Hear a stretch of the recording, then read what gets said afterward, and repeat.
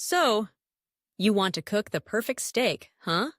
Well, let me tell you, it's not just about slapping some meat on a grill and hoping for the best. It's an art, a science, and honestly, a little bit of magic. First things first, you need to choose the right cut. Ribeye, sirloin, filet mignon. Each has its own charm. Ribeye is rich and marbled, while filet mignon is tender and lean. Pick what speaks to your taste buds.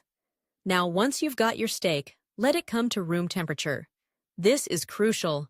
Cold steak straight from the fridge won't cook evenly, and nobody wants a steak that's burnt on the outside and cold in the middle. While that's happening, season generously with salt and pepper. Don't be shy. This is where the flavor begins. Next, let's talk about cooking methods. A cast iron skillet is your best friend. Get it hot, like really hot. You want that sizzle when the steak hits the pan. Add a bit of oil with a high smoke point, like canola or avocado oil, and then lay your steak down gently. Resist the urge to move it around. Let it develop that beautiful crust. After about 4 minutes, flip it and let the other side cook. If you're feeling fancy, throw in some garlic and thyme for that restaurant vibe. Baste the steak with the oil and herbs for added flavor.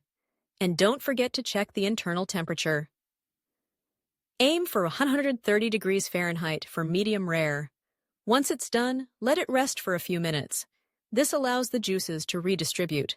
Slice it against the grain, and there you have it, the perfect steak. It's simple, satisfying, and oh so delicious. Now go impress someone with your newfound skills.